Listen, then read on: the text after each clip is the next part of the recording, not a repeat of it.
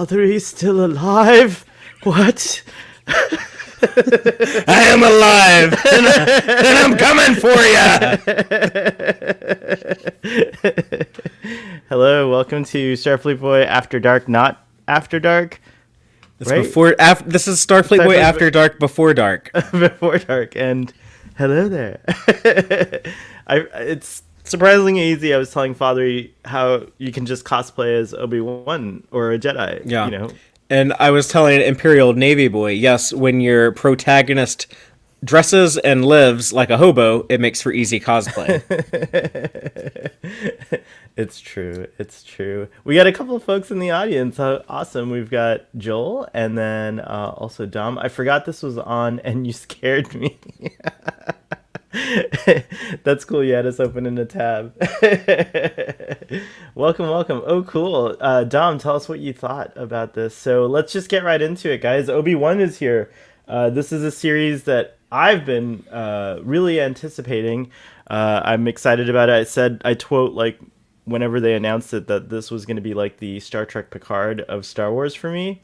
And it's so far shaping up to be. We have a character who's been out of the game for almost a decade, for a little over a decade, who's kind of, unwilling to be a hero and save I just saw this dude in Clone Wars Season 7, like 2 or 3 years ago. I don't know what you're talking about, out of the game for a decade.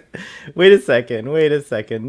You know what I mean. The time... Oh, yeah. No, the time that passed. It's been 10 years, they said. Oh, like within universe. Yeah, within universe. Not that. Okay. And you saw him played by someone else anyways.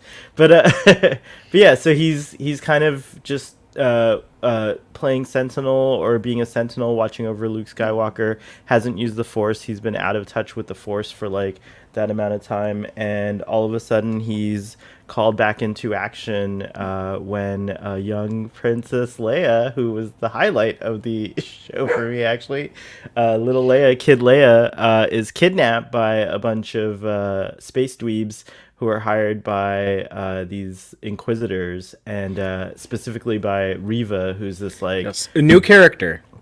Brand new character. She's an Inquisitor who's got high ambitions. She thinks she can get Obi-Wan. No one's been able to find him for 10 years, so she sets this, what she thinks is a perfect trap, and it is. But Obi-Wan manages to get away with Leia at the end, hopefully, we hope, with a little help from Kumail Nanjiani. Is that how you say his name? Kumail Nanjiani, yeah. Thank you. And the fact that the Inquisitors are infighting. Are we summarizing both episodes? Yeah, sorry, we're doing part 1 and part 2. Yeah. So there we go. That's I think I did a good summary there. That's it. You guys can fill in the blanks on any of it. Well, I guess like the cliffhanger at the end of the cliffhanger to Obi-Wan, I guess. Yeah, to Obi-Wan. Old news to us. Yeah, Obi-Wan thought at least, the world sucks, the Empire's in charge. I'm stuck on this rock. I can't even help my fellow Jedi because I have to stay super private. But hey, at least I killed Darth Vader. Like, at least I killed... I didn't really kill him. It's like, at least I just left my friend there to burn to death slowly in agony on the side of a volcano. Exactly. But oh no, he didn't. Like, I can't even do that thing right. So Obi-Wan's really down on himself. But yeah, so Darth Vader's still alive. Brilliant acting. I love that scene, by the way. I thought Ewan McGregor was fantastic conveying the emotions of horror, really, that this guy's still around. But yeah, that's the episode summary there. So tell me, what did you guys... I have no idea what any of y'all think. I'm glad we have kept this secret. I have no idea what the audience thinks either. So tell us. Why don't you start, PJ? Well, I didn't know how this would play out because of Boba Fett showed me that Disney can mess it up. But Ewan McGregor is such a great actor. Like, he's one of literally the best actors that ever lived. That's fact. And his filmography is so varied and brilliant. And he's one of the most likable human beings on top of that, too. As far as I've ever heard anybody talk about him. They're like people crumble in his presence. He's got the glow of the Force. You know what I mean?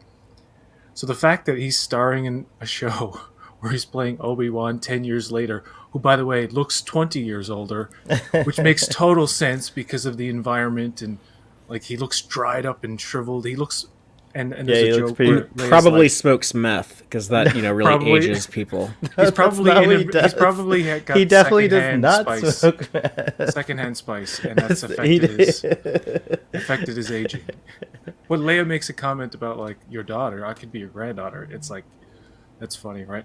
And it's crazy how this is only 9 years later. A New Hope happens, and I had no Yeah. idea Leia was going to be there. I had no idea Jimmy Smits was Yeah, going to be I had no there. idea There's a about little the cameo Leia. from Mark Hamill at the beginning of the second episode. Wait, there was? Yeah, he just walks by. You got to really look. Oh, It's him. cool. It's him. That's awesome. I'll go check it out. When Obi-Wan arrives at that city, and I thought he It's- would have played the Jawa or something. No, I'm just kidding. He does. The first voices. episode He, is he dark likes and doing gritty. voice work. Yeah. This what's okay? I gotta see her name. She's Moses Ingram played Riva. Yeah. Like intimidating, scary. At first, you think Rupert Friend, who plays the Inquisitor, is like, oh, he's the bad guy. He's got that little speech at the beginning, and he's intimidating that barkeep. And then it turns out like she's the real badass, and she's scary, like a villain with like true ambition, and you can totally see how Darth Vader would like and favor her over the others, right? Mm-hmm. Because the others aren't doing enough, and she's always like calling them out.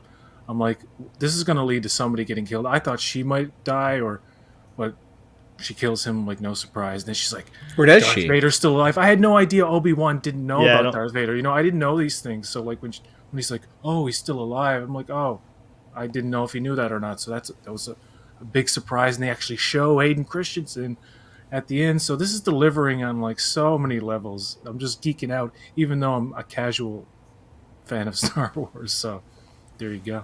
Right on. What about you, Father? What'd you think? Well, two different episodes. This is a show I should just say, like, I never asked for. Like, I never wanted to see this. I'm a very wishy-washy Star Wars fan. I grew up in love with the original trilogy. I despise the prequels. I understand that there's a whole audience now that grew up with them that really like those movies. Yeah. But I can enjoy some of the prequel adjacent stuff. Like, I don't hate Clone Wars. I don't love it either, but I think there's some good episodes of Clone Wars. I do love Rebels. I'm mixed on the sequel trilogy. But but overall, like, okay, like the return of Ewan McGregor as Obi-Wan Kenobi. I mean, sure, he was one of the few things that I thought was decent in those three movies. Hayden Christensen coming back as Darth Vader, don't really care to see that ever. So this is a show that's largely not made for me. I think it's made for the people. If you like Revenge of the Sith, if you think that movie is cool, this is like the follow-up to it that you might enjoy. I think that movie is terrible, and I prefer to just think of Star Wars as those original three movies, to be honest. And you know, when I can kind of ignore the prequels is when I'm going to be enjoying Star Wars the most. That being said, I wanted to give this show its shot. I don't expect I'm going to end up loving it. And with these first two episodes, I was kind of frustrated. I didn't want to sit through two episodes, but I went and did it anyways. The first episode I really did not like. It gets off on a bad foot almost immediately with that prequel recap thing. And You didn't like the prequel recap? and then like almost like every scene after that, the younglings running around being shot at the Jedi Temple was hokey that was to me. unfortunate timing too. That scene kind of to me that Yeah, scene that kind of was evoked a little that bit was of, awkward to me. Yeah. So not entirely fair to blame that on the show. But then we No, go from yeah, there yeah. to Tatooine. We see the Inquisitors. I'm like, this would have been so much cooler if they got Jason Isaacs. Like Star Trek had him as Captain Lorca. Why couldn't like Disney afford Jason Isaacs? Maybe he didn't want to do like the prosthetic stuff. But yeah, like that Grand Inquisitor speech, the whole like every word is like, man, Jason Isaacs could have done that so much better. So that kind of fell flat for me. The one thing I did like in that first episode, though, was Owen and the story Yeah, of that was a like great Owen scene. and how he's telling, you know, Obi-Wan, stay away from Luke. I'm going to protect him from you. You know, you worthless, crazy Jedi. You got his dad killed. I'm not going to let him go off on some wild, stupid adventures. And that part of it is very rooted in the original trilogy and the original movie. And I think that was kind of my lifeline into this show to enjoy it. So when they cut away from that and go do all this stuff with like Leia off world, that was kind of heartbreaking to me, because like, no, I was just starting to get into this. Why are you changing off into this other direction? The second episode I think shows a little bit more promise, but it's also, it has a lot of goofiness that I wasn't sure really landed. But I thought the Leia actor, little kid actor, I hate being critical of little kid actors, but they're often not very good. And she kind of came off as like Phantom Menace Anakin in that first episode. It's like, oh, this is like so annoying. Like, why are you doing all these scenes? Like, I'm not even like a real Organa and like all this. But the second episode, they used her more effectively, I thought. And then, oh yeah, her and this version of Obi-Wan Kenobi on like this little buddy adventure. That's kind of interesting. Not exactly like Mando and Grogu, but kind of, I guess, kind of cut from the similar cloth. That. But I mean, if Star Wars is very derivative, if nothing else. But then Ewan McGregor, like, there at the end, his kind of like reaction there, he is delivering some strong performance stuff. So I'm not really sure what direction this show is going to go into, and if I'll approve of it or not. But in the end, it's not a show for me. It's like it has a lot of like goofy prequel stuff, like when the Inquisitor is doing like all those acrobatics, like flipping around between those buildings and stuff. I'm like, this is like how they tried to do action in the prequels. Like, it's not you giving that not what I like. Yeah, the dancing. But yeah, I mean that's where I'm at, and at the end of the day, I might end up largely ignore. It's funny. I like a lot of the stuff that's been used like other things. Like I like the Inquisitors and Rebels and the video game. I like the stuff that they did in the Jason Aaron comics that Marvel Comics put out a few years ago of Obi-Wan and Uncle Owen. And so, but yeah, like the things that I'm getting in the Obi-Wan show, it's kind of like my least favorite version of that type of stuff. But that's where I'm at now. Marcelo, what do you think? Yeah, I thought the first episode was really good. Like Fathery, I didn't appreciate the prequel recap. I was like, this is unnecessary. I know what happened with I'm the only person who loved that. I loved it so much. Can I add one little tiny bit to that? Just sorry, Marcelo, but Okay. I totally wouldn't expect them to do it, but the best stuff they've ever done with some of those characters is from the animated stuff from Clone Wars, and I thought it was very unfair that they only showed like the live action movies, which I think are much inferior stories to some of the Clone. And I don't even love Clone Wars, but I'm like, man, that was like the best version of like Anakin and Obi-Wan and stuff. Like I don't want to see like this Attack of the Clones BS. But anyways, go ahead, Marcelo. I'm sorry to interrupt. But you're actually right. There's a whole bunch of stories that could have been in there from the animated series, but it would have thrown off, I think, the tone of it. No one does that right now, like where it's like merge the two universes. Right. They wanted it to all. I mean, a lot of those movies look like cartoons, anyways. So, but I think the footage that they chose actually some of the better looking stuff. But Marcelo, I'm so sorry. Go ahead, carry please. on, Marcelo. No, that's okay. So yeah, like I said, the opening sort of recap of the prequels didn't really affect me much. I was like, why do we need this? Like, just come on, let's just go. The stuff with the Inquisitors really intrigued me because I never watched the Clone Wars, so this is the first time that I've been exposed to the Inquisitors. So the whole Jason Isaac thing that you had an issue with, Fathery, that didn't bother me at all because I didn't have that pre-existing history with Jason Isaacs playing the Inquisitor. I really, really liked the second sister. She really seems like a ambitious type of individual. She's third sister, right? Isn't she? Third sister, or 15th cousin, twice removed. I think second sister was the one voiced by Sarah Michelle Gellar in Rebels. Yes. The third sister, she really seems like a forward-thinking evil individual, and I really think that, like Father said, that's the type of individual that Darth Vader will exploit somewhere in the series. The one thing that I was curious about is why she had a really obsession with finding Obi-Wan. I wonder if there's any history like in between them, because he did mention at one point, I don't know if it was in the first episode or the second episode, he did mention some of the surviving Jedi from Order 66 turned over to the dark side and some of them became inquisitors. So I'm wondering if she has some pre-existing history with Obi-Wan and that's why she wants to basically cut off his head and feed it to Darth Anakin. Vader. Yeah. Yeah. I wonder because I wonder if she's one of the kids that escaped in the beginning. That's what I assume. Yeah.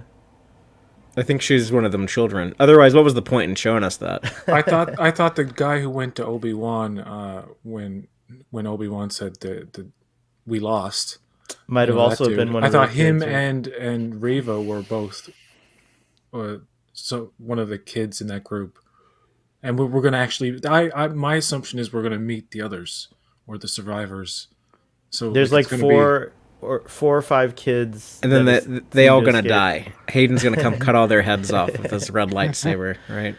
I think mean, it's I interesting. could foresee a battle where they all take on Darth Vader, and he just dispatches them very easily, and Obi-Wan has to step in and use like the best of his Force powers or something.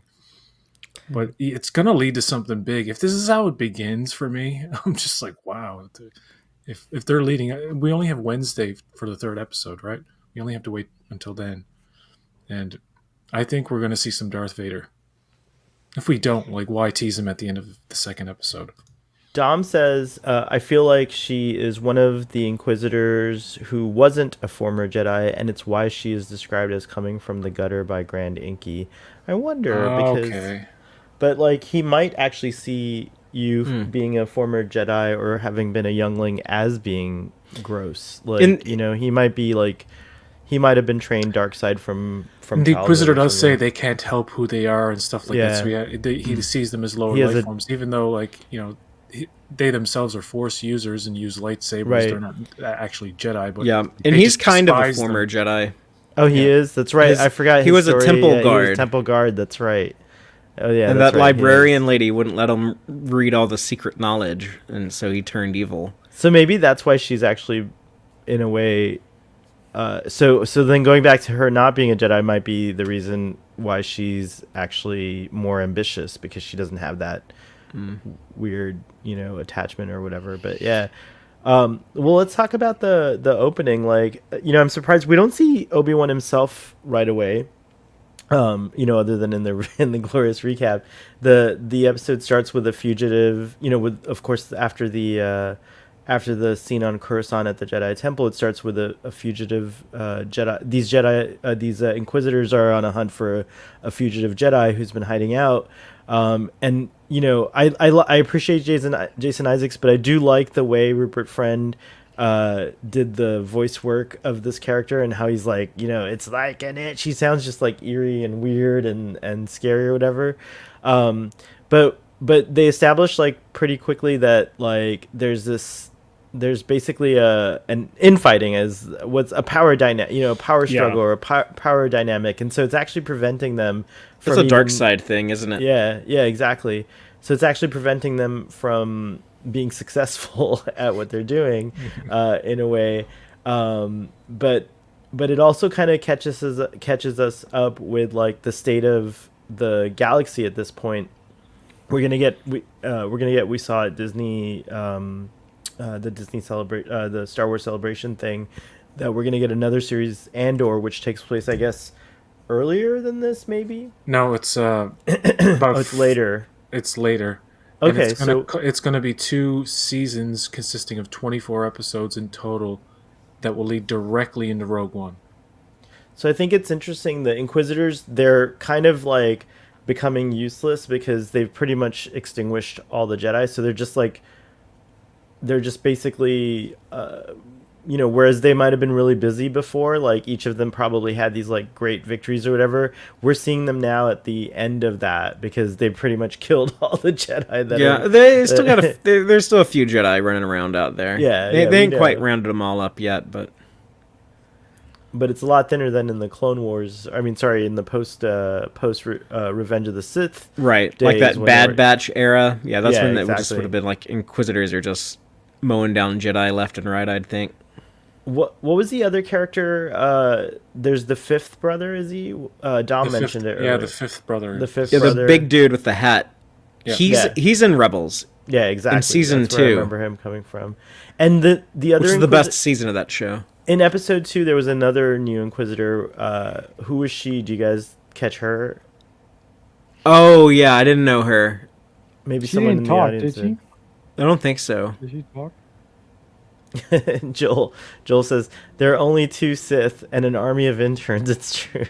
Yeah, that was their way around that.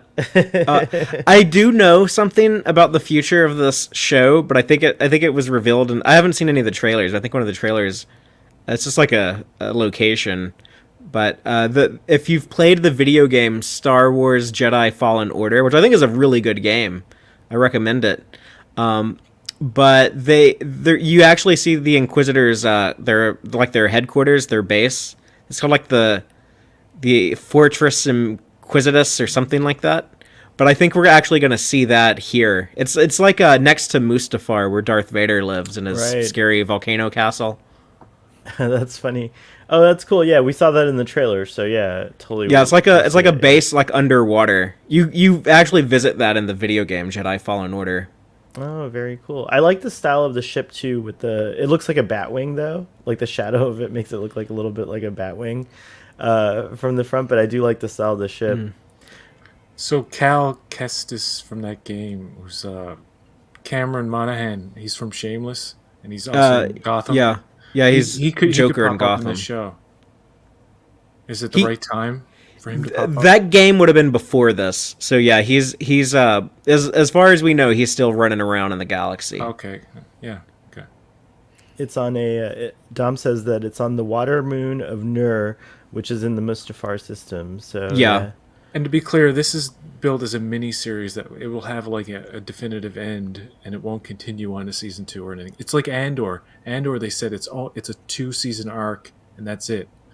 Rogue One happens, and then a New Hope. So that means there's only filling in all the gaps. 4 episodes really after this. So 4 Yeah. weeks of it, and then it's over. Wow. Oh, so the Andor show will kind of overlap with some of Rebels, because Rebels ends like right before Rogue One. Good, yeah. So you could actually probably, when it's all said and done, you could watch all 4 seasons of Rebels, 2 seasons of Andor, Rogue One, and then the original trilogy, and it all lines up. They'll fill in every historical gap in Star Wars. Oh yeah, they'll do like That's the what I in was between. Wasn't that like the Lion King? They did like the in between cool with The Timon one- and Pumbaa. Is like 2.5 or 1.5 or something. yeah, Lion King 1.5. Yeah, they're going to be doing that. They'll make a Disney Plus show about like, okay, this is what happened on the Millennium Falcon on the way to the Death Star. in a 6-part miniseries. Yeah, they actually, you'll see like Luke and Grogu actually met like way back then. And they'll have like deep fake CGI face on all the actors. Oh my. They should be moving forward in the Star Trek universe and not trying to fill in potholes that we haven't seen. Guys, what were that's your just me. expectations of seeing Obi-Wan for the first time versus how you ended up seeing him for the first time? Why don't you start this time, Marcelo? I think my expectations of seeing Obi-Wan were pretty much what I thought he would be like. He's very, very non-combative. He's very, very defeated in this episode. Whether he feels that way because he fried his best friend, or because the state of the galaxy has it that his kind is being hunted and he just wants to live in peace and he just wants to protect Luke. I really, really liked the story plot of a young Leia, even though I didn't like the young actress who played her that much, being kidnapped and him being sort of forced to come back to the person that he was just a little bit to go and rescue Leia. I really, really liked that angle of this story. I really did. I do like that Jimmy Smith's Bail Organa reminds him like she's just as important as Luke. Like, you know, like even though you're here, you know, guarding him, like she's just as important. Just because you thought she's safe on Andor, yeah, that's pretty cool. How about you, On PJ? Alderaan. Alderaan. That's I said Andor. Sorry. Yeah, that's where the Andorians live. That's Hemmer's homeworld. Hemmer, he would have. They would have been. Leia would have been safer on Andor.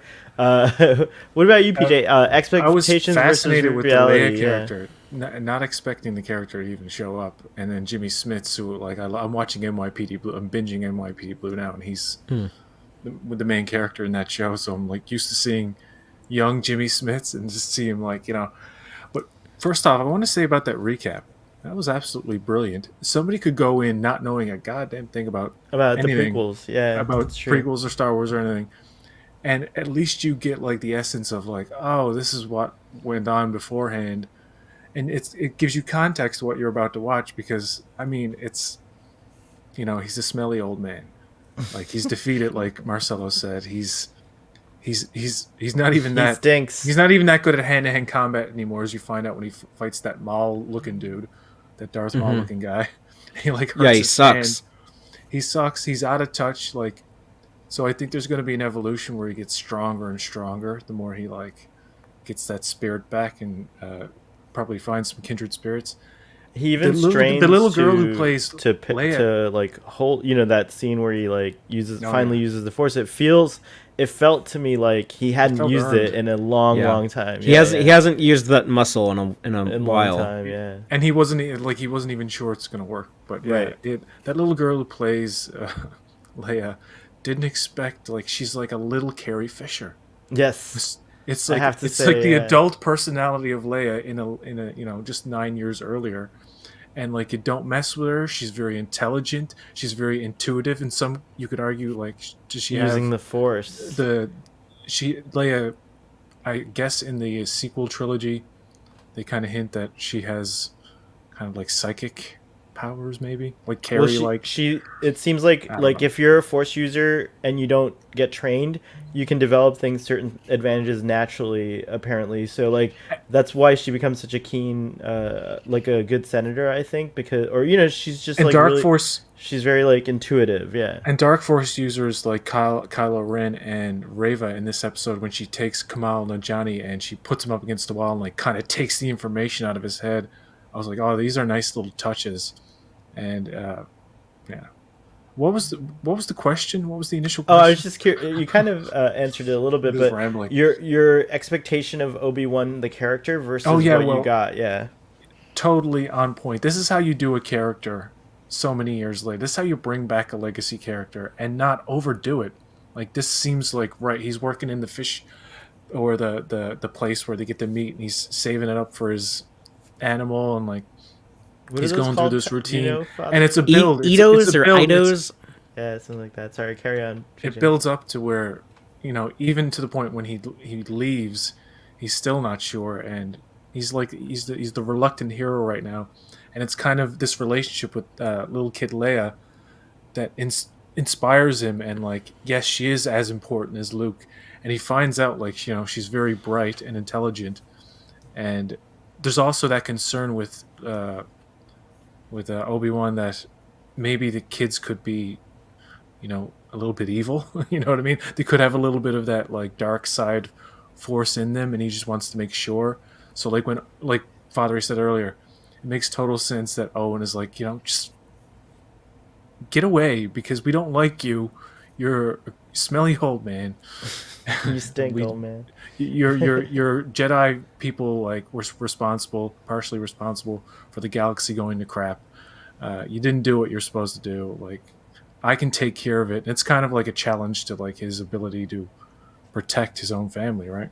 I do like that you can see the shift for like you can see Owen, the Owen we see in A New Hope reflected in this portrayal of Owen. Very much you know? so. Yeah, I do really appreciate that, and even to the point where he's a little more disheveled than he was in in Revenge of the Sith when we saw him as a young hopeful, a moisture farmer. Like Read the he literally comic. had more moisture in his skin. Read the Jason Aaron comic. They do such I good shall. stuff. That's where they introduced that Wookiee, Black K. the You chrysanthemum. get to see Obi-Wan give him that scar with his lightsaber in the comic.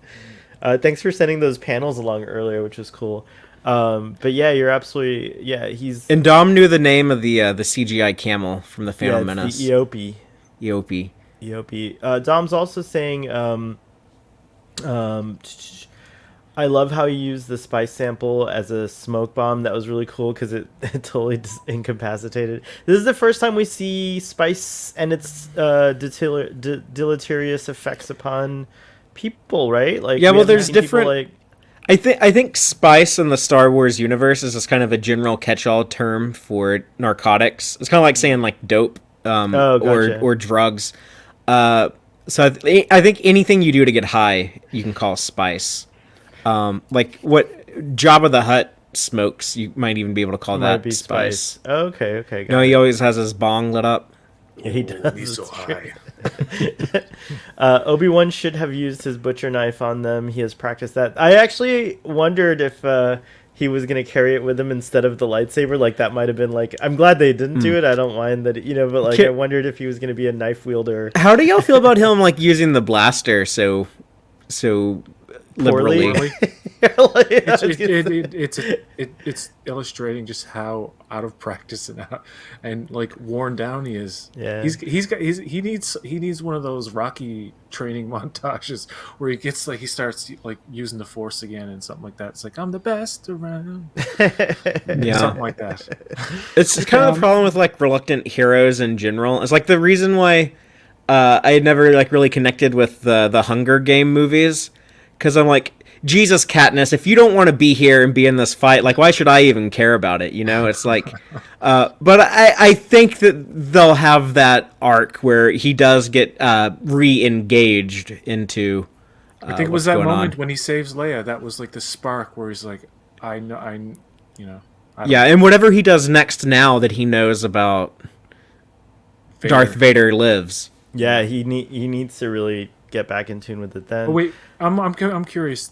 Was he aware of the Darth Vader character and not knowing it was Anakin, or was he? Yeah, he knows Anakin is, because Anakin starts calling himself Vader Yeah. when they yeah, fought okay. last time. I remember. I should have paid more attention to the recap. So it also shows that Vader's kind of not as well known, and that kind of fits. His I legend think. is growing. His legend's yeah, exactly. But Yeah. that kind of fits. He always wants the Sith like to stay in the shadows as much as possible and not be, like in the Clone Wars they have like the Republic Army and Navy, they're fighting this war, and you have like all these Jedi that are there. The Jedi have like different roles. They're kind of like advisors and generals, and also like, I guess, like special ops units.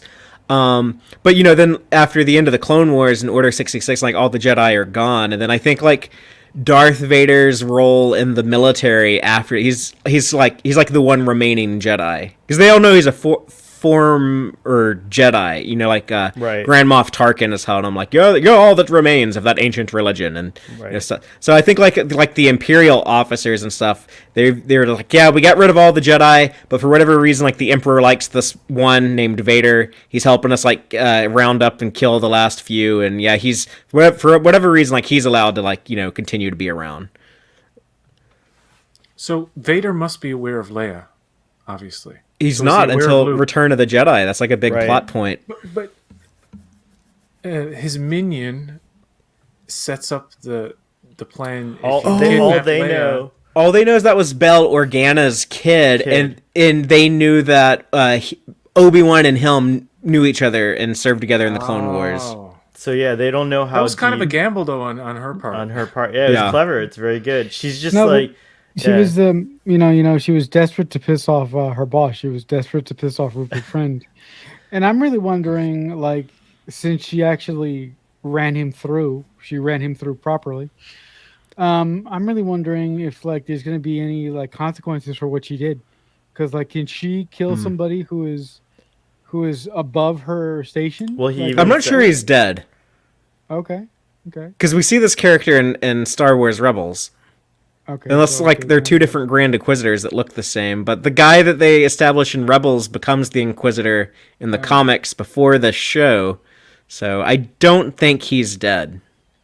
Okay. I get the impression that he's not either, just because the trailer shows scenes that we haven't seen yet. Oh well, there you I go. didn't know that. Dom Paris seems to agree with us that Inky. I like calling him Grand Inky. Grand Inky The still level of alive. violence in the show, which they don't go too far. Like when Reva cuts off the woman's hand, they kind of cut away from that violence pretty quick. You don't even hear screaming afterwards. You see the woman get led away. That poor blurry woman, in the man. She background. was she was so brave. She's all like, "This is the outer rim." You no, boom, bye. She's like, That kind of ties into the bigger universe stuff, huh? Because in the prequels, the Republic doesn't have jurisdiction over the Outer Rim, but Right. by the time you get to the original trilogy, it's like, oh yeah, like Grand Moff Tarkin is the governor of the Outer Rim. There's like stormtroopers all over Tatooine. yeah, There's also a scene with Flea from Red Hot Chili Peppers. Who I didn't know yeah. was gonna be I in didn't this. mention that in the. He thing gets that- his face cut off, but you don't see it.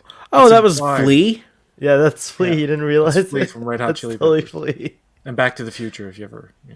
Yeah, Needles. Needles. Yeah. What's wrong, McFly? Chicken. Nobody calls me checking me. What's wrong, Reva? Chicken. That's funny. Yeah, that was Flea, huh? Yeah, that totally was him.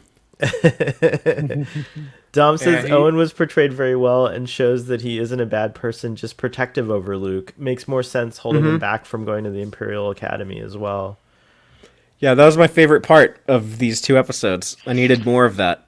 Yeah, but you do know Uncle Owen has a barbecue in his future, right? Yep. Yeah. Obi-Wan nope. totally doesn't save him because of this. Yeah, Beru and Owen died. Obi-Wan as well. Obi-Wan kind of sucks as a Jedi. You think? He trained one student who then okay, I'm gonna go join the space Nazi empire and murder a bunch of children and just be a total psychopath. It's just dumb luck, you know. Yeah, I mean, poor bad Obi-Wan. luck. Well, he had some shit luck then. But Father, the did we get prophecy your, the prophecy turned out that Luke and Leia would be the saviors. In a way, Isn't I'm that sorry. Isn't that the trick Well, of it all? there's That okay, they so there's thought a it was gonna huge be Anakin, but huge thing it's because actually Anakin's son. George Lucas says that Anakin is in fact the chosen one, and that the balance was done by diminishing both the Jedi and the Sith. So that's why a lot of people kind of don't like that the Emperor was still around later on in the sequel. That's me. trilogy. I we're not hate gonna that the talk Emperor about that. survives We're not Return of the gonna- Jedi. I hate that. I hate We're that. We're I not hate gonna talk that. about that. Yeah, The but- Emperor's going to be in I the know. show. That doesn't We're- exist. Well, we are going to talk presumably- about it later at 9 on Marcelo's No, we're channel. not. I refuse. we're watching. We're doing a watch along we, of. We are not watching that abortion. Well, Phil, we're watching. No, something we're else. Wait, what? I thought we were watching The Force Awakens. Yeah, but The Force Awakens is not. Which Return of the film? Jedi. I mean, No, no, no, Rise of Skywalker. That's Rise yeah, of that's the one I don't Skywalker is like. Okay, yeah, okay, yeah, cool. r- Yes, good. you're right. We're not watching that abortion. We're gonna. We're Just, not. Wow, jeez, Marcelo, some you're harsh choosing language. words. Yeah, But I'll say this. It's a better movie than any of the prequels.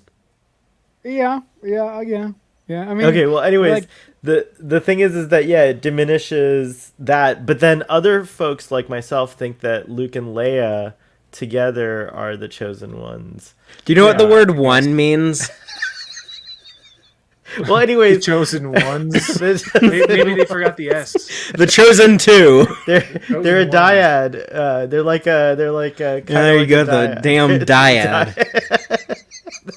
The damn dyad. No, but Actually, it was there is Ray a all along. there It is was a Ray. camp It of was Ray. folks based on Rebels that thinks that it's established that Obi-Wan But Pablo seems to Hidalgo feel, says that was wrong. Obi-Wan's wrong when he says that. right, but I'm just saying Obi-Wan seems to think that Luke is the chosen one. Yeah, because he tells not- Darth Maul that. Right, And and so- don't you know that they wish they hadn't done that in Rebels? Because then they could have made this live action show be about the final showdown between Obi-Wan and Darth Maul, and know. they wasted that on Rebels. Even I It's like not that scene in wasted, Rebels. it is such a good But scene, yeah, they though. could have saved that for this, and they didn't. And I know that they hate themselves. Sorry for the spoilers, but for anyone who hasn't seen Rebels, like Obi-Wan takes down Darth Maul in just 3 strokes. 1, 2, 3, boom. That's it. Darth Maul's gone. That's And it's one of my like- favorite moments in that show ever Yeah. because I hate Darth Maul and I like old Alec Guinness looking Obi-Wan. Yeah, it's true.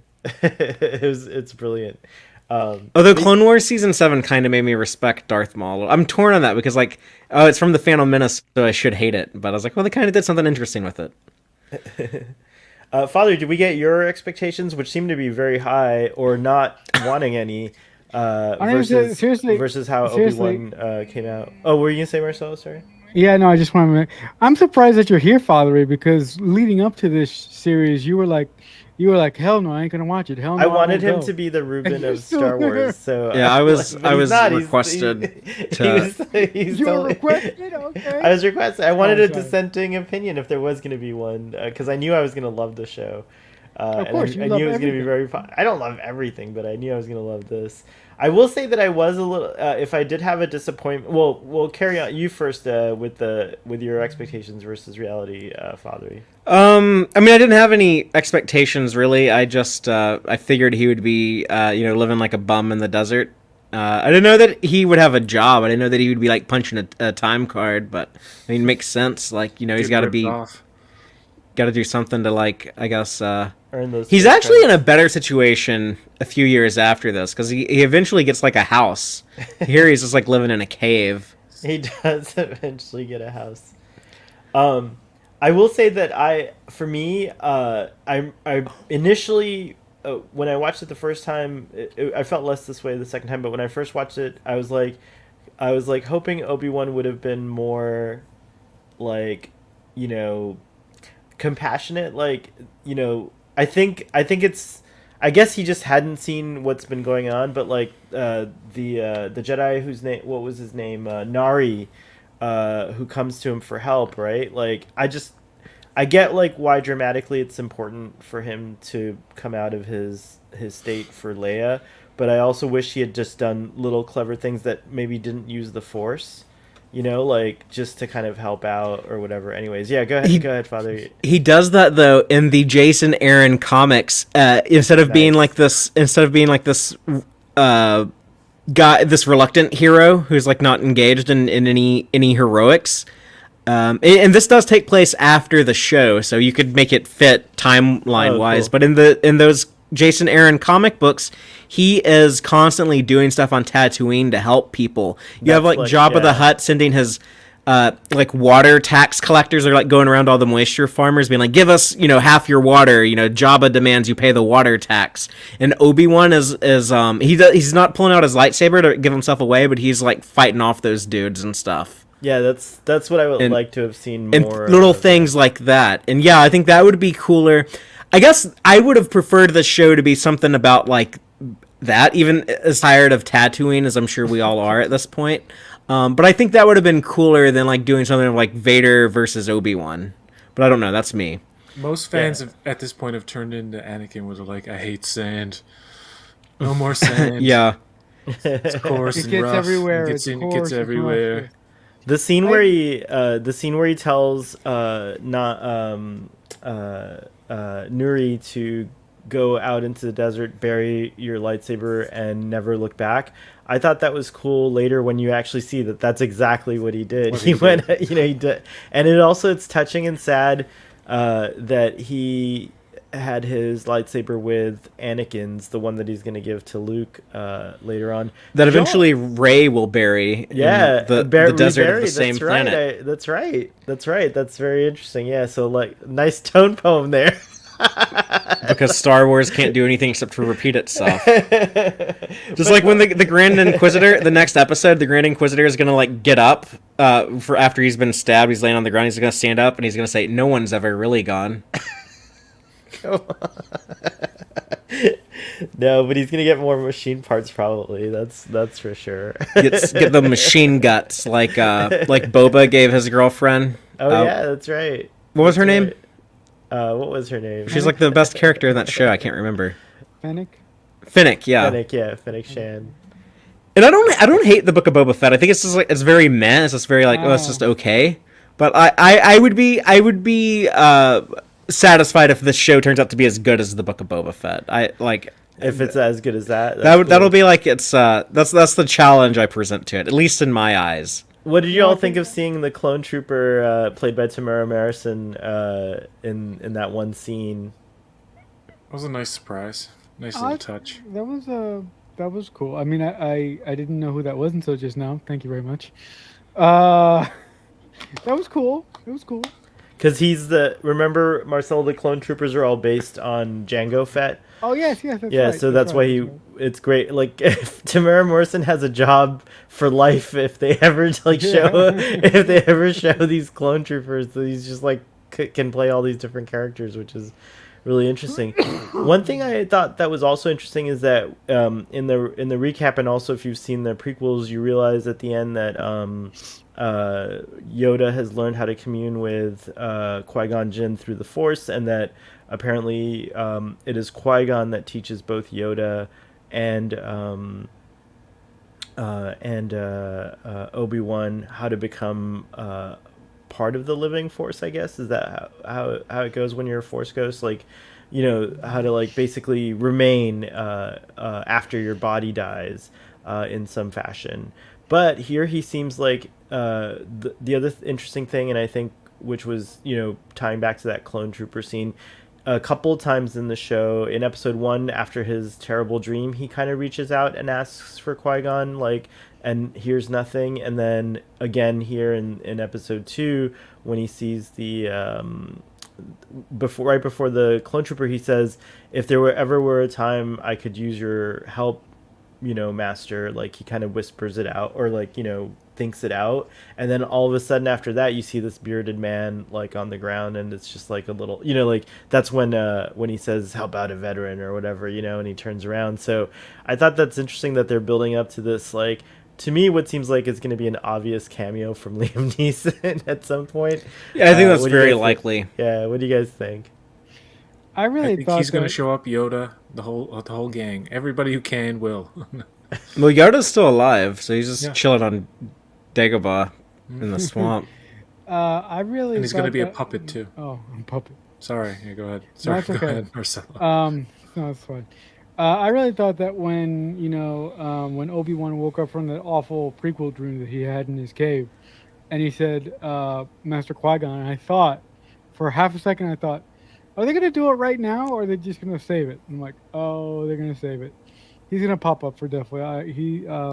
We're definitely going to see Qui-Gon again. Also, I think that Qui-Gon was right. I think Anakin Skywalker / Darth Vader was the person that ultimately did bring balance to the Force by throwing the Emperor down the shaft of the second Death Star. Let's not talk about that other thing that happened. But I think that Anakin ultimately is the one that did bring balance to the Force, but he did it in the roundabout way, in the way that he wasn't supposed to do it. That's just me personally. Yeah. I mean, that's kind of why I hate the whole notion of there being a chosen one and being like all these prophecies and everything. That's all stuff like they made up in the prequels. It wasn't in Star Wars for most of our lives. Well, I guess depending on how old you are, but yeah, like that always seemed weird to me, that like, oh yeah, it was necessary for like this guy to, in order to bring balance to the Force, he had to murder like a whole bunch of Jedi, many of whom were children, and then help the fascist regime take complete control of the galaxy for a couple of decades. Like, did we really need balance restored to the Force that badly? It seems like a very heavy price to pay. I think all their beliefs in the prophecy were all just nonsense and gobbledygook, and they just made their own destiny, and they just happened because of their, you know, their ideology and stuff like that. Like, this is what it's meant to be, so we're gonna make it happen, and then they fail, and they say, well, prophecy wasn't true, I guess. It's like our society, where there's all these big prophecies that never come to pass. And Yeah. if something similar happens, then you get like the confirmation bias. We're like, see. It's like, well, no. It's sometimes there's coincidences. Well, I think it's interesting for the character as well because it kind of messes, you know, like how Obi-Wan the character thinks that Luke is the chosen one. It's like he's trying to like make sense of this horrific thing. Like he can't believe it himself that like this would have been the prophecy. Like so he's like, no, that can't possibly be what it is. I'm gonna put all my eggs in this basket. But again, at the end of the day, he is still like believing in this like prophecy, and maybe the lesson is that prophecies fulfill themselves when you try to make sense, when you even try to put any credence in them. So you should just not like, had they not like, if anybody listened should to be given credit, it should be Han Solo, Chewie, Leia, and Luke. It's 3CPO. Is that the name? C3PO, Or R2D2. And that I group guess we're gonna who see get the medal at the end of the original Star Wars in that ceremony. They're the guys. They're the main heroes. They're the guys. Yeah, that they sparked they it, were you the know? They were the Antifa freedom fighters overthrowing Other the time, space yeah, Nazi empire. are the droids would be on would be with Leia, right? Was that We see that's C3PO. what I thought. That was C3PO, in that- right? And I thought yeah, I that thought I heard party. his voice. Yeah. So we're gonna see the droids at some point, maybe too. Can I That's give good. the show another compliment? Yeah. I do prefer Star Wars and prefer the Jedi when it's all very like anti-Arthurian, and I much more prefer like outlaw fugitive Jedi than in the prequels when they're like all like Part of space the cops system. basically. Yeah, exactly. Yeah, Interesting. Yeah. So, and that's one of the reasons why I love the video game Jedi Fallen Order that I kind of want to replay now. It's a great game, and I wonder if it's available for Switch, because that's all I have right now. it's only on PlayStation and Xbox and PC, I think. I just downloaded the first Force Unleashed game because it's available on the Switch. But I forgot how like I love part 2 because the graphics are so much better. But it is still fun to play the first one. You get to play as Darth Vader at some point. It's pretty cool. Yeah, but I think if you like those games, you'll like Fallen Order. I would say like Fallen Order is better, but Cool. I'll check it out for sure. But yeah, it's a nice compliment. It is true. Like Rebel. The Rebel Jedi are more interesting. The fugitive Jedis are more interesting. like I mean that's how the Jedi were introduced to. I mean, depending on your age, like my introduction to Jedi is like Ben Kenobi when he's talking to Luke in his little hut and gives him his father's lightsaber, and then he's the guy we see him slice off a dude's arm in the cantina. And he's hiding from the stormtroopers and stuff. He's trying to go on like this noble mission. He has like this call to action, but he's got to be like low profile, and that's to me like that's a lot cooler. Like these outlaw samurai space wizards. That seems a lot more cool to me than like we're like this weird religion, but we're also like the FBI type thing. I did like that we did see Detective Kenobi back in action though for a little bit when he first arrives on that planet, and he's like looking around and investigating. Oh yeah, and that made me think of Clone Wars type stuff. Yeah, there were a lot of stories like that where like he's on the case, Yeah, so that was pretty cool to see I call him Detective Kenobi, but yeah. Yeah, I mean it is like kind of police work procedural type storytelling. And, we've gotten a lot of that over the years, so writers know how to write that type of stuff. Yeah, at least we're not going to get Jedi, complaining and whining about trade negotiations in this series. Well, we did get a little hint of political life on in that scene. Oh yeah, Kid Leia. Yeah, with Kid Yeah, she's Leia. like, I hate the Senate. The Senate sucks. I'm like, yeah, this kid knows what's up. But her cousin's father was hinting at, he's like, oh, the Empire's finally lining our pockets, and That guy was a scumbag. His kid was a scumbag too. Leia put him in his place. She did. She read him really well. Yeah, in that scene. a little hint of force abilities. But that's she when, saw into his mind. You hear Bill. Oh, yeah, sorry. Exactly. Sorry. Oh, I was just gonna say McGregor- one more thing, which was sorry. that Bill Organa was saying. Yeah, but he's like, yeah, you're getting money in your pockets, but what about the slavery and all this stuff? Yeah, like slavery fucking sucks. Like, why is that even like?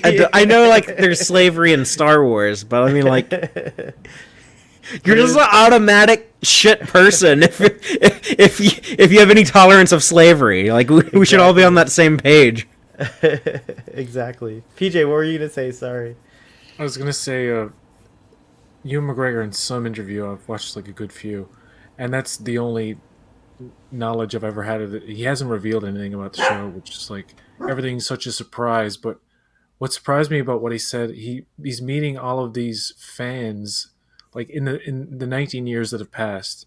He's met a lot of fans who the prequels were their first experience, and when they were little kids, they loved the prequels, and actually as they grew up, really started appreciating all of the quote unquote boring or nuanced parts of it, like which I scratched my head a lot at Phantom Menace. I loved it, but it was like it was a weird feeling of like this is not what I expected. So I was that old school. I just seen like the three re-releases of the original in theaters, and that was like my jam. But like all of these kids coming up, there's a whole generation that really don't have any hate for the prequels whatsoever, Yeah. and it's kind of allowed them to merge like the prequel aesthetic and the original aesthetic so flawlessly. And yes, you do see in Mandalorian and Boba Fett some of this cartoony nonsense going on here and there. They've been slowly bringing some of it back in, but if we go back to when Disney first took over Star Wars, the Force Awakens, it literally opens with the character saying, "This will begin to make things right." That movie is very careful to ignore everything from the prequels. They don't mention anything from the prequels. J.J. Abrams was clearly trying to like make a movie where you could just totally ignore the prequels, watch the original trilogy, and enjoy this. It's almost kind of like an apology for the prequels. They blow up their big political planet in that movie, Hosnian Prime. Originally, they wanted that to be Coruscant. I think like JJ was trying to. So mad if it was Coruscant. I love Coruscant. I think that would have been great if they did that but yeah, I think JJ, he's polite. He's not going to come out and say, if anything, like he would often like comment back, "Oh yeah, George did such a good job with those movies. That's why I didn't try to like do any of that stuff." But really, JJ was thinking like, yeah, I just wanted to be like F you prequels and flip them the bird. But those prequel kids have grown up and they're the big active part of the audience now. And I think with this show, with the Obi-Wan show, it is a massive embrace of all of that. This and also like getting the continuation of the Clone Wars a few years ago. I was not. My first Star Wars were the original trilogy, but I was in the minority when it came out. I loved the prequels. My friend Humbert, who some of you all know, we both loved the prequels, and I remember there was a schism that occurred in our friends at that point. Not like anything serious. We weren't stopping being friends, but like we used to all be unified about Star Wars, and like we all had this like shared experience, and then all of a sudden it was like, we like the prequels, we hate but we were in the minorities, and then there was the other group that like hated the prequels, which our friend Ruben was one of those, and I think still hates them to this day. But I really appreciated them because, like you, PJ, I was kind of like, this is not what I expected, but I ended up appreciating them because I think to me what I really tuned into was Padme. Natalie Portman's performance as Padme Amidala is just like really great. It gets better at least. As we go. The worst performance Natalie Portman has had in her entire career. She's great in everything except for Star Wars. She gets better. But what's funny is she had been in movies before this, and she was fantastic. She was in she's in one romantic comedy where she plays the daughter of, I think, one of the main characters, and she was also in The Professional, which she garnered like critical acclaim for. Yeah, she's phenomenal. So I think it's like the direction and the material had an effect there.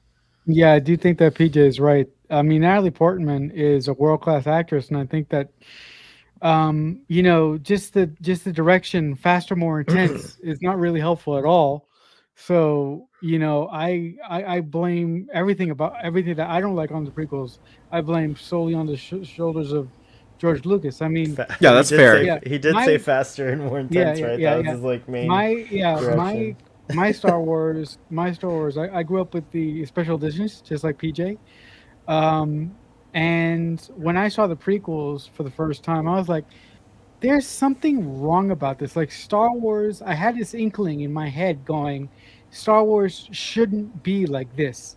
this is too cheesy.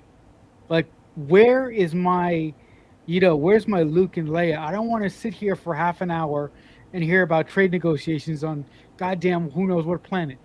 I'm not interested in that. And God help me, I wanted to murder Jar Jar Binks. What's with, like, important about the fingers prequels on- in that sense, those storylines for me is that I think it kind of like, I think going back to what Father was saying about the rebel spirit. I think in a sense they're like teaching you guys, they're teaching us to be very vigilant about like even things that are mundane can turn into like the empire, Right. like little Right. you let little things slide here and there and you kind of ignore things and then it just piles up and then it eventually becomes the empire. And Jesse Gender in a live stream recently pointed this out, and I think I think it has some truth to it. But you could say that the prequels were a good concept for a story and just poorly executed.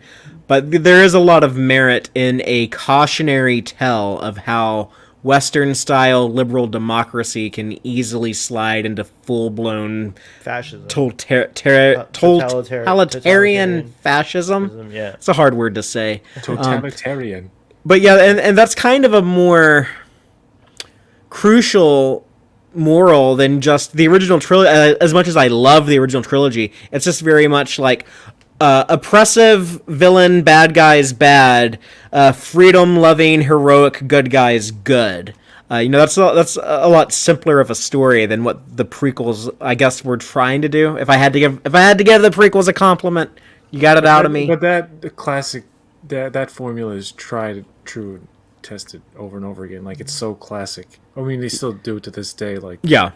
But it's, here's where Obi-Wan gets to be a bridge, I guess, from that. Yeah. I mean, there's a lot of stuff Yeah. bridging that Yeah, it's those two things. The prequels on paper, like Father said, the prequels on paper are a magnificent story, but I think where the prequels fall, and Father just hinted at it just a couple of seconds ago, they fall on their face as far as execution is concerned. I think they're awfully executed, except for 3. I can stand the third film. It's probably the most watchable of the Yeah. of the 3. But I mean, there's stuff in that movie that I really hate, like the grim dark. Like, if the second movie didn't have enough child murder for you, here's some more. But and then General Grievous is my least favorite. Like, I would rather watch like the Adventures of Jar Jar on Disney Plus than General Grievous. Wait, is there an Adventures of Jar Jar? I don't think should be. they're gonna scrape that bottom of the barrel just yet, but probably It's coming like soon. 2034, 2035, we'll have the Jar Jar show. The Jar Jar show. As we're about at that time to wrap it up, unless you guys have other thoughts on it. But I had one more question for you guys. It's kind of like looking forward and speculating. You may fire when ready. So they're on their way to Mapuzo, which what's the name of the character that Kumail Nanjiani played? It was a cool name. He was like Haja or something like that. I was gonna say Haji, but it's not Haji. Haji? It's not Haji. It's like got Haja. a quest now. Let's see. I wrote it down. It's just question mark under the cast on Google. No, Well, he I says his suppose name. you gotta He dig says he's deeper. Haja. Haja Entry or Entry. Haja Entry. Jedi as he refers to himself. But anyways, he claims that, like, even though he's a shyster and he steals people's monies, that he's actually sending them to their destinations and just doing this pretend thing. And so he books passage for Obi-Wan aboard a ship that's heading to a place called Mapuzo, where there's going to be people waiting for him. Do you think they're going into another trap, or do you think there's going to be friends on the other end? What do you guys think? Both. It's a very Star Wars it's a very Star Wars like scenario, so I think you're gonna be right about that. What about you, Marcelo and PJ? Yeah, I tend to believe that there are going to be friends at that destination, but like Father, I think there are going to be some unscrupulous characters at that location as well.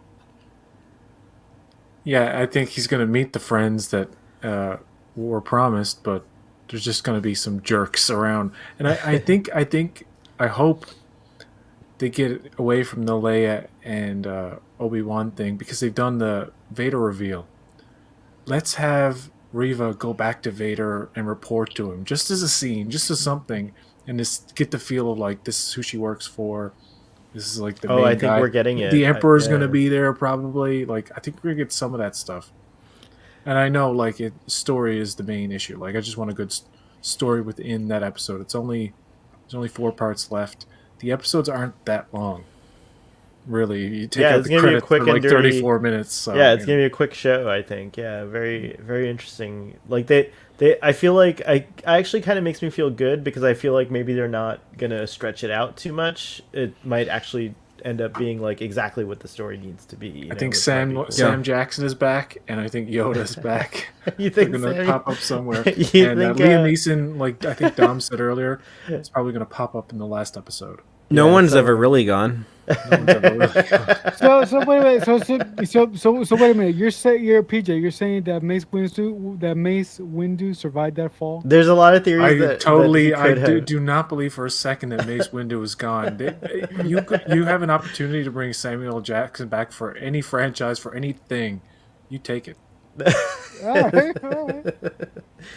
I mean, in the recap, it is interesting all the things that they showed, and so they do show a couple of people that might have been foreshadowing instead of just recapping. So yeah, you never know. There might be a lot of surprises up ahead. Obi-Wan's certainly full of surprises so far, but it looks like everyone here's interested at least and wants to continue watching it, right? Yeah, for sure. Sweet. Definitely. Very cool. Well, this was a lot of fun. Thanks for indulging me, you guys. Like I said, this is like the Picard in my Star Wars universe. Like Obi-Wan's pretty much my favorite character, so we'll be talking about this. Hopefully, this will be better than that. I'm sorry. Hopefully, no, sorry. I just had to do that. This is the Picard. Sorry, I know I'm a Sorry, loner sorry. on the a loner on the Picard front. I get it. I'm one of the few people just like loves it unconditionally, and I can't help myself. I just really I hope enjoy Disney that show. buys Star Trek.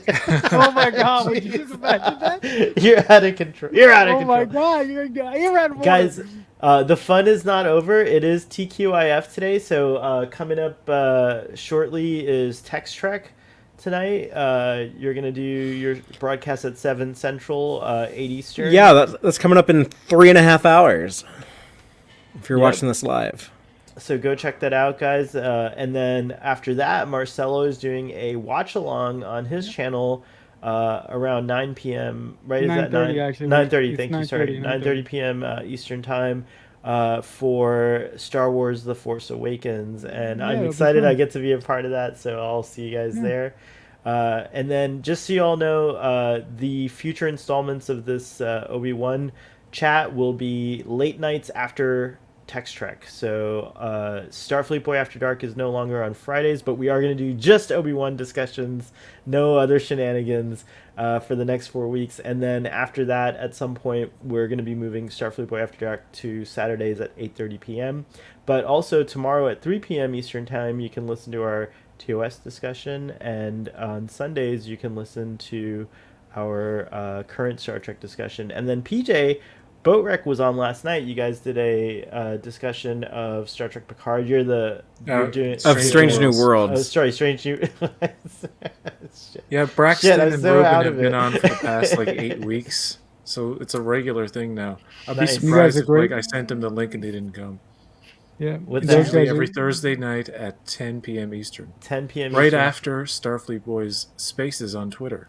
Yes, we do Spaces on Twitter. I forgot to announce that, but lots of fun ahead. And then this Sunday, our friend Dom, who's in the audience, is going to join us on Trek Central.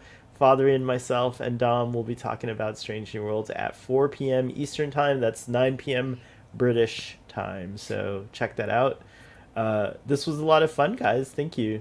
Yeah. If you have any questions about Trek Central, about Strange New Worlds, then come watch Trek Central because we can answer them probably. If not, then me or Dom will be able to make up something that is mostly satisfying, hopefully. Absolutely. You guys are lore masters, in my opinion. Well, Dom knows more Star Wars than me, so you should have him here instead of me. Hey, Dom, you're welcome to come on This would have been a perfect one because it's a daytime one. We did have the beauty of having Dom in the chat, so thank you for hanging out. Yeah, thanks for the lore backup. I like Get Fond, which is a Star Trek reference here. All right, guys, thank you so much. May the force be with